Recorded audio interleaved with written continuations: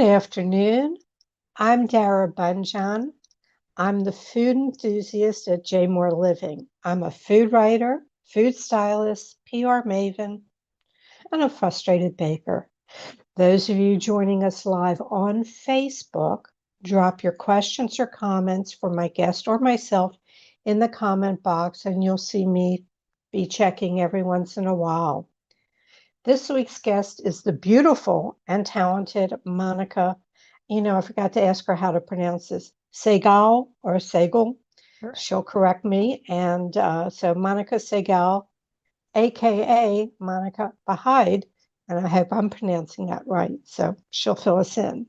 She is equal parts storyteller, globetrotter, and award-winning author. Monica writes in many genres and has acclaimed memoirs and cookbooks to her name. Each Your Book's website chose Monica's memoir, A Life of Spice, as one of the top 5 memoirs in 2015. And Top Chef's former host, Padma Lakshmi, picked Monica's Modern Spice cookbook as one of the best cookbooks ever for Newsweek. Her first children's book, Papa's Butter Chicken, was released in 2024 and has been the impetus for Flavors Without Borders. Let's welcome this multi-talented scribe. Hey, Dara. Hi. Hi, Monica. How are you? I'm going to I'm try to get you here. I am And well. there you are, so I can see you. Wonderful. Monica, what's on your plate to do today other than doing the show? Well, let's see, what am I doing today? I am actually working on my next book, which is actually a work of fiction. It's a collection of short stories, but it has a lot of food in it because food is in everything I do. And Right. that releases in September, so I'm very excited about that. That's great. I was going to ask you about that because you said that there was a book in process. Yeah. Well, you pop a lot of books out. I do. You know, you have the cookbooks, you have um, fiction, you have uh, interviews. You really cover the gamut in what you write. Um, a lot of what I like to do when I have a guest and I bring them on, I'm always curious about their food background and what food was like when they grew up. Just to let people know that you were born in New Delhi. Mhm. You lived in, quote, the Kingdom of Bahrain, and on to Washington, D.C., where you got your master's in engineering as well as a master's in information technology through GW and Lynchburg College. All right, I got something right. Before I forget, pronounce your last name, So it's Monica Saigal. Saigal. And I used to write under Monica Bhide, but I no longer do. So going forward, it's all going to be under Monica Saigal. We're just transitioning the name. So Okay, Monica Saigal is my maiden name. okay. Yeah, So just so we have that straight for there we go. everyone. All right. So we set it up. Your father, may he rest in peace, he just passed recently, and our sympathies here from Jay Moore. Thank you. Your father was an engineer. Was that your inspiration to become an engineer? So it's interesting. Yes and no. So ever since I can remember, I think since I was 5 or 6 years old, all I ever wanted to do was become a writer. That was my goal. I just wanted to write. But I was raised in a very conservative household, and our choices were doctor, lawyer, or engineer, because my parents, as most immigrant parents are, were concerned with, if you do one of these more arty things, are you going to be able to feed yourself? And it was very important to have the 9 to 5 job with the paycheck and health insurance that came along with it. So I looked around at my option. Medicine was way too long and too many years. Engineering was shorter torture, I thought 4 years. So I became an engineer, just like my dad, and then went on to do two master's degrees. But my interest always, always, always was to write. And they say you should write about what you love, and I love to eat. And there you go. So There was you born a career. Okay. Well, I as a child, I was a very picky eater, but that has definitely changed over the years. Um, so who was the cook in your family? Your mother, your father, they both cook, grandparents? Tell me a Everybody, bit about. everybody. So growing up, for a while when we lived in Delhi, we lived in what's called a joint family, where multiple generations lived together under the same roof. So my grandfather, his brother, his brother's family, his sister, their family, everybody lived in the same house. So on an average day, I would say there'd be 30 odd people in the house, and I'd know most of them. Wow. It was a bungalow, so lots of people lived together. And some of my best memories are of that time because my grandmother would cook.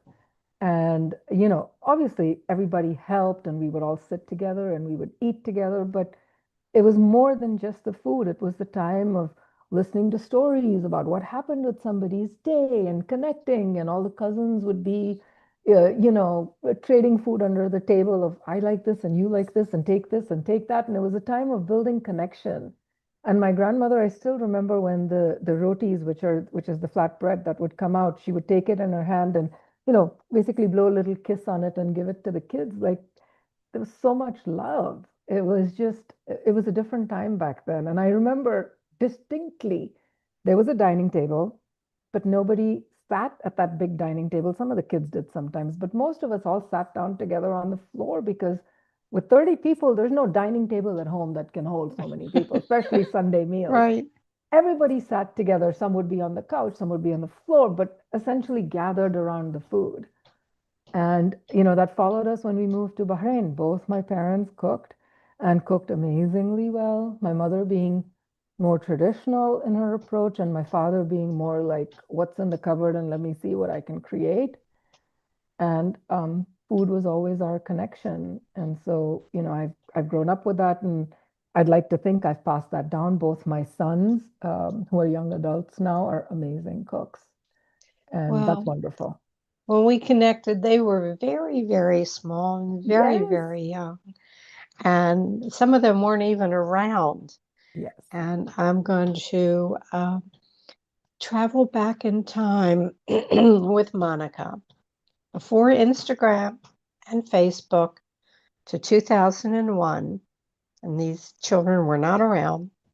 When communicating with other passionate people about food, we used a food message board for the restaurant industry called eGullet Society for the Culinary Arts and Letters, started by Steve Shaw and Jason Perlow. Yeah. With over 3 million page views per month, this was the place to be. 1,600 registered members. If you love food, that is where you were.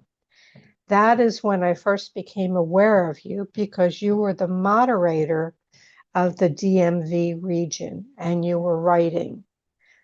Um, was this where you really kicked in? And because I remember you putting in about writing, I think your first book was in 2001, but Yeah. did that really kick off your writing career?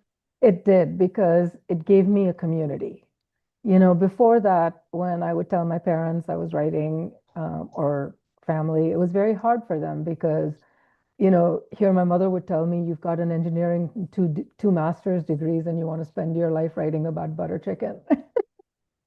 But E. Gullett understood why I wanted to write about butter chicken. And I met the most amazing people as our relationship started there. I met Mark Bittman from the New York Times. I met Anthony Bourdain before he became Anthony Bourdain, and Paula Wolfert, and Steve Shaw. He was so encouraging, and Jason Perlow, who I'm still connected with. So many people, and it was not only the love of food, but it was giving each other space to be who we wanted to be. If I wanted to sit and discuss saffron on there for 2 hours and ask stupid questions, they were willing to let me do that. And then encouraging me, like I would post all these stories. And I remember hearing from one of their more famous members saying, why are you writing all this for free? You should be writing for, in books and newspapers. And I was like, wait, what, me? Like I'm just rambling. And they're like, no, you're telling stories. And then they helped. they helped open doors. They helped introduce me. And I mean, beyond my wildest dreams, like I couldn't even imagine. And Steve Shaw was just, he was brilliant, he was kind, but he was also a visionary. He would always say this to me because I was like, Stephen, what if I quit my job? Like, what's going to happen? And he said, well, you may bring in less money, but I can tell you for 1,000,000% sure that you're going to be happier. And he was right. Yeah, right. Um, I remember eGullet, and I mean, think about it. Before Facebook, before Instagram, Yeah. and this is where we would meet. We'd all go in and talk with each other. You brought up early on, they were talking about butter chicken. Mm-hmm. So let me jump around to 2016, you wrote Karma and the Art of Butter Chicken. Yeah. And in 2024, you wrote Papa's Butter Chicken, which was your children's book. Right. Why butter chicken? Why is that so prominent in what you So, do? I mean, it's very simple. It's one of the main dishes I cooked with my father as a child. And I was very fond of it. It tasted great. It still tastes great. And I think this is one thing that I'd like to say. Like, I see new restaurants opening up, new Indian restaurants, and there's always this disclaimer that they'll start with and say, oh, but we're not the typical butter chicken restaurant. And it really annoys me. It's like, stop saying that. Like, it's such a beloved dish. You can do other things. That's great. But don't put down something that's working and that a lot of us love. Like, I love butter chicken. I loved cooking it with my father. It was the center of my childhood. It was the special occasion meal. It was the time we would go to the market together to get the chicken, to buy the tomatoes. I would talk to him. And there was so much history and story behind it. And so when I wrote the first book, Karma and the Art of Butter Chicken, it was actually inspired by a conversation I was having with Jose Andres, because Karma and the Art of Butter Chicken is about a young man who decides, who loses his mother to preventable starvation and decides to feed the world. And it came from Jose because of the work he was doing with World Central Kitchen. I was like, here's one person making so much difference. Can one person really change the world? And I thought, let me explore it through fiction. And in my fictional book, young Ishan had no money. He didn't have a good education, but he had a dream. He loved to cook. He had great friends surrounding him. And I was like, can this guy make a difference? And that's where that book came. And incidentally, it turns 10 years this year. And that book was for a particular age group. And as my kids, started to get older and more involved and eat, the food that I was cooking for their graduations or get-togethers, I would make butter chicken for their friends. And I thought, I want to also have this as a story for the little ones, not just the older kids. And so, I was talking to Jose and I was telling him about butter chicken, and he's like, yeah, I'll write the forward. And it was wonderful to have it come full circle, so as to speak. Yeah. I don't know if people are hearing this. Somebody's drilling outside my window. I can't control this. I can't hear So, anything, so you're good. okay, good. Yeah. That's a good sign. I'm the only one hearing it at the moment. You say Jose, so let me assume that not everybody knows which Jose we're talking about. Okay, and talk about Central Kitchen and talk about World Central Kitchen. Can one person change the world? He did. Jose is, and he continues to do so. Yeah. And I remember when I worked for Van Spices back in 2000, we're going back 25 years. You know, I I went to how friendly he is. What you see on the screen is what Is he what you is. get. Yes, correct. Yes.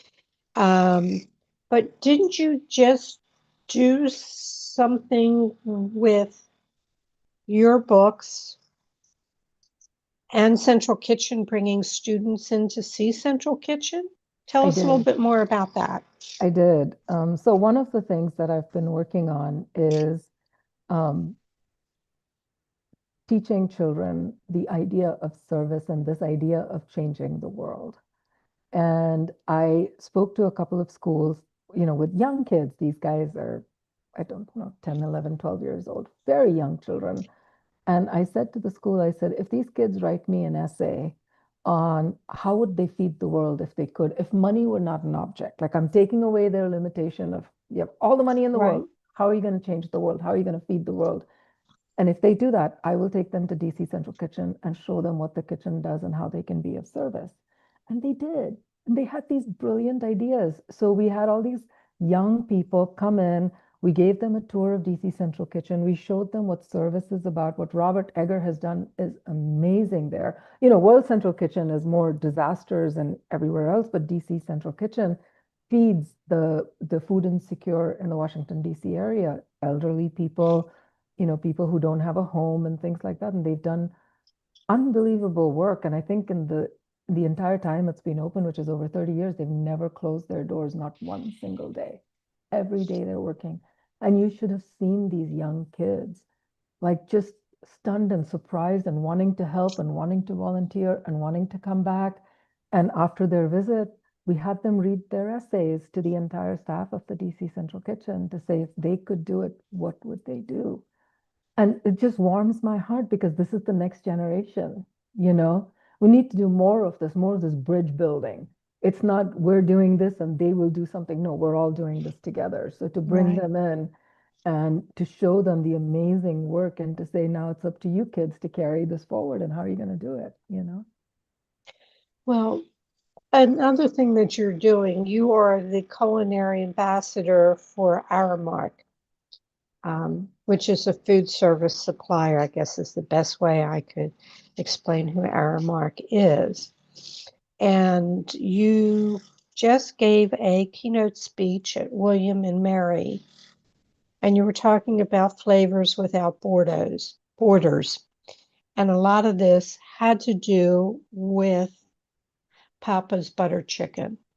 It is a picture book, and it talks about how the many flavors of the world, and it's showing people, young children, that it's good to be different. It's not bad to be different. And it's coming together. The book is about belonging and coming to the table together and breaking bread together. So basically, the story of Papa's butter chicken is that Monica and Papa are making butter chicken, and it's a true story. It's about my dad. It's like we're making butter chicken, very excited that we're going to sit down and eat together. But then suddenly, neighbors and family and cousins start finding out that he's making butter chicken, and everyone starts to come over. And the little girl starts to cry because this means Papa is not going to be just with her, he's going to be with everyone else. But he teaches her that ingredients are like people, good on their own, but better together. And it's all about bringing people to the table and building longer tables. That is the messaging that I took to create Flavors Without Borders for all of Aramark schools. They have dining services at 400 schools. And Flavors Without Borders is this whole idea of us coming to the schools to represent different cuisines, bringing the kids in all together to break bread together. Because what unites us is a lot bigger than what divides us. And as intimate as food is, it's the most universal language in the world.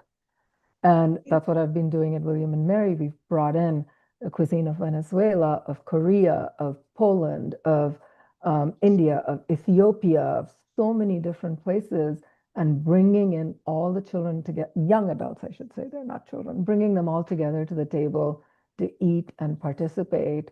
And it's been a year, and that's what we're continuing to do this upcoming school year too for these colleges. Right. You just had Scott Druno. Yes. It's from DC. I love him. Yes, he's wonderful. He, He came in for our Polish event and he made pierogies, and it was wonderful. He brought in his grandma's pierogi recipe written on a sheet of paper, and we handed it to the kids, and it was one of the most successful events. It was right. terrific. Now, this isn't just at William Mary. It's at UVA, Yes, VCM, and VCU. Georgetown. And it's basically they've created what they call the Culinary Diplomacy Department. No, it's not a department. This is my program. My program is about culinary diplomacy. So Aramark has dining services at 400 schools. So we're just starting with the East Coast and I'm going to these schools to do these programs with plans of expanding to other schools. I have down here to ask you a question, but I think we've already hit it. My question, what smells or aroma evokes memories? And I think if we just say butter chicken, that covers it. And I love butter chicken, but I'm a little weird. I don't, butter chicken should be made with dark meat, in my opinion. Yes, I agree. I think in And I ginger go you should in cook with and dark it's meat. dried out white meat. And I go, Yeah, nope, nope, nope. yeah, sometimes. I want to tell people if you're not sure, you have probably read a number of articles. You have bylines in Saveur, Food and Wine, New York Times, Washington Post, all over, and you're doing a lot of work with Smithsonian and NPR. So why don't you fill us in on some of the things that you've done or might be coming up?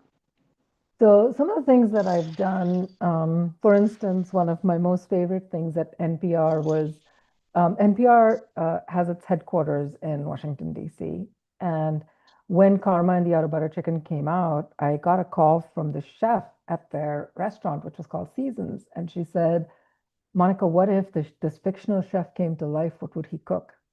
And they converted their cafeteria into basically Monica Saigal Day, and all of my recipes, including butter chicken, came to life.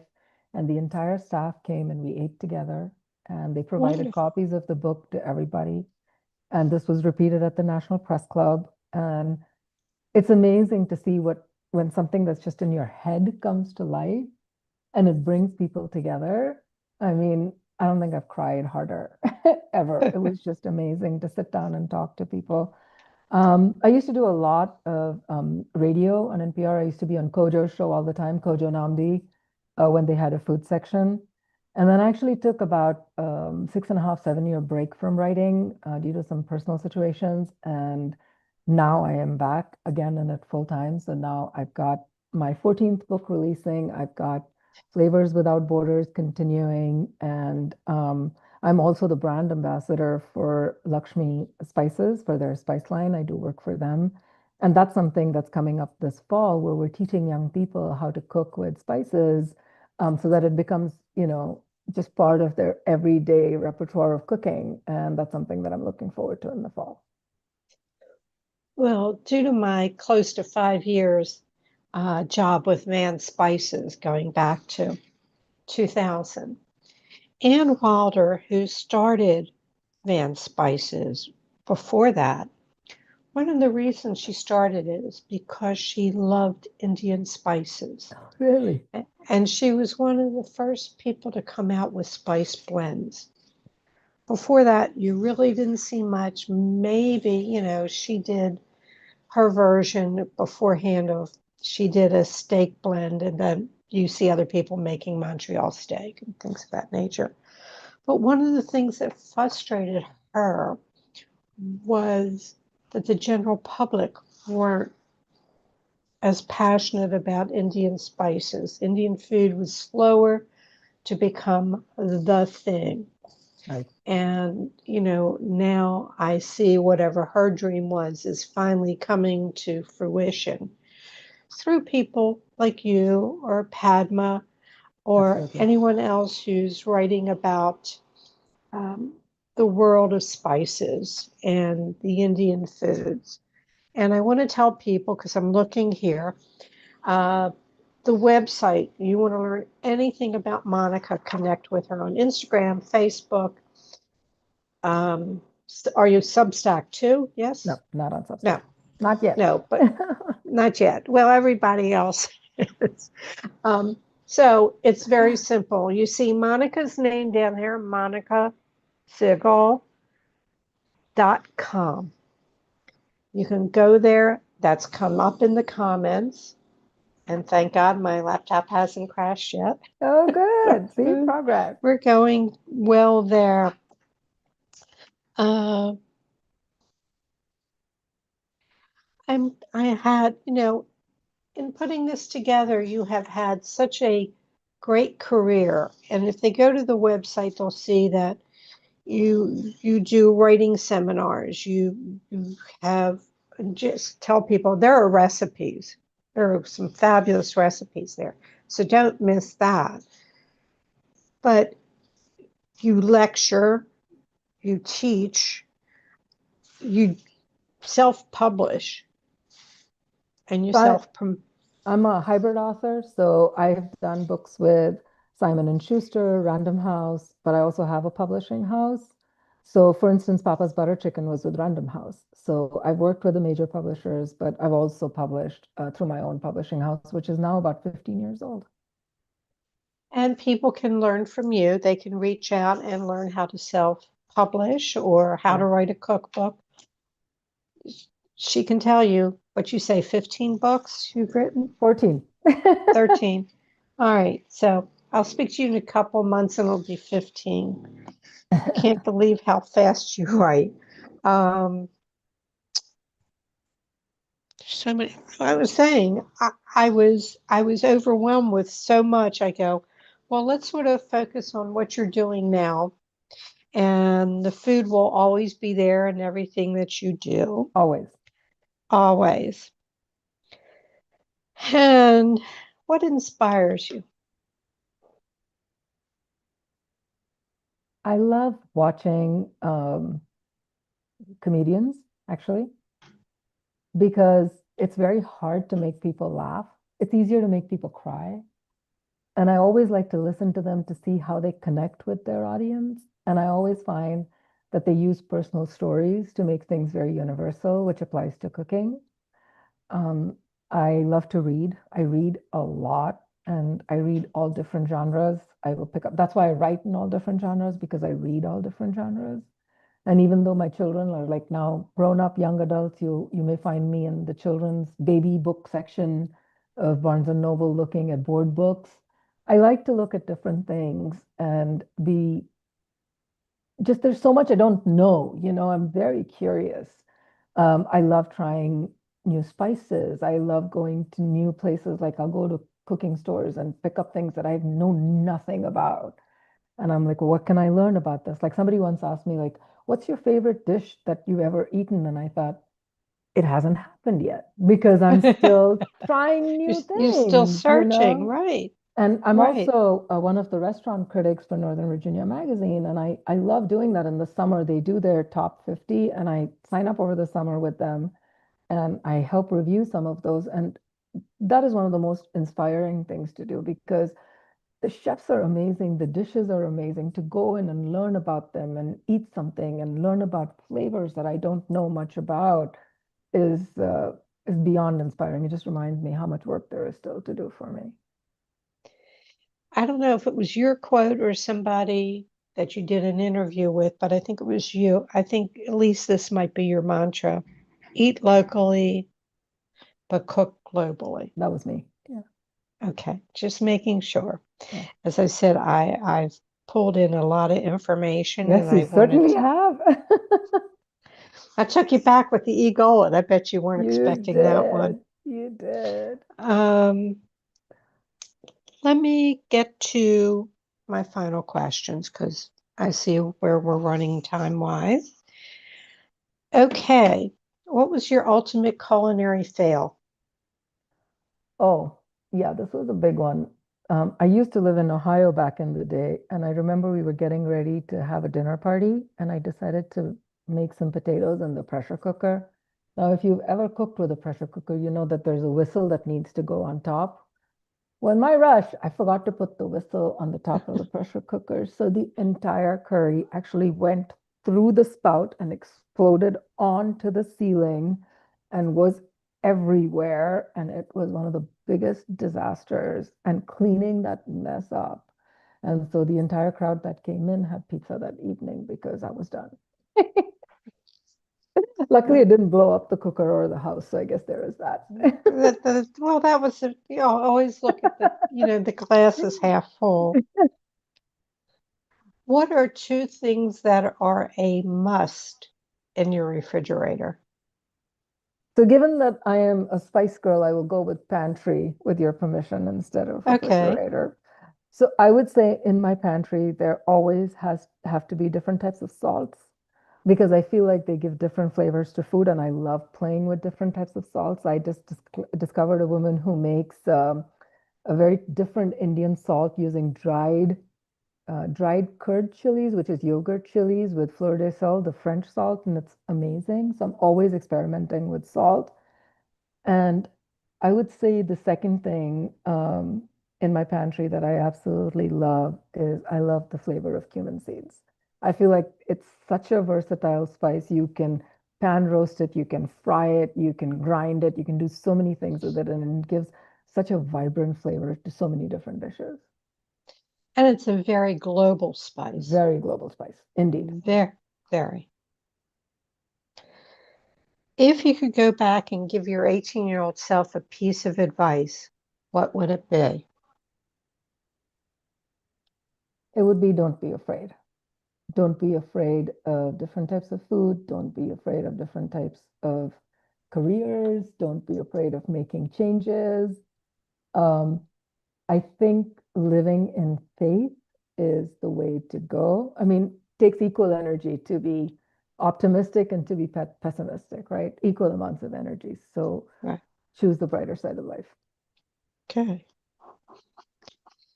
And you sort of answered this before because you haven't had it, but I always ask, what's the best? I'm going to put it this way, what's the best bite you've had this week? So this week I actually have had an amazing bite. My 19-year-old son, I think he should be a chef. I don't know what career path he's going to choose, but he made the most amazing beef stew that I have ever had. And he was fussing over that thing for 6 hours on the stove. And it tasted like he was fussing over it for 6 hours on the stove. It was melt in your mouth, amazing. And I'm so excited every time he gets into the kitchen to cook. It's like it's going to be a good day. Now, maybe I'm mixed up in reading. Somewhere I read that he was into baking and the younger one was into cooking. Do I have that in reverse? I mean, older one cooks, younger one bakes. Like you can't see behind me, but there's a bread machine going. He's got something going today, but he also cooks. He can really cook. Yeah. So, do you So just kick Scott back? Bruno, if you're listening, I've got a young one who can stage with you. You don't ask, you don't get, right? Yeah. Yeah. You know, everybody says, how do you get such wonderful guests? I said, I ask. Ask. I go, can I tempt you? And obviously, I get some people. I sit there and I go, I don't know how I did that. I got Corby Coomer, I I got, saw. so yep, I sweated that interview out. Oh, it's wonderful. He is just whatever. If you wake up tomorrow morning with a new talent, what would it be? I'd like to be a human tasting spoon. I want to have like pitch perfect seasoning, which is very hard to get. I struggle with how do I make this like just right, and there's no just right, and I'm always trying to adjust seasonings. So yeah, having even a better palate, like a cleaner palate, so I can adjust seasoning well, that would be great. Well, is it your palate or is it your sense of smell? Probably both. Yeah, Yeah, because probably both. you get like 5, 6 things, however you want to add to your tongue, Yeah. but you have so many more receptors with your nose. It's like you get sweet. If you held your nose and put a candy in your hard candy in your mouth, held your nose, you go, I'm have a sweet candy. And you let go of your nose and you go, oh, that's great. Nice. Yeah. So I love that. yeah. Monica, everybody, Monica Saigal. You see the name here, .com. My final question. What didn't I ask you that I probably should have? Um, what do I eat when I'm sad? I'm trying to make myself feel better. Well, Um, I would say butter chicken, but that's not true.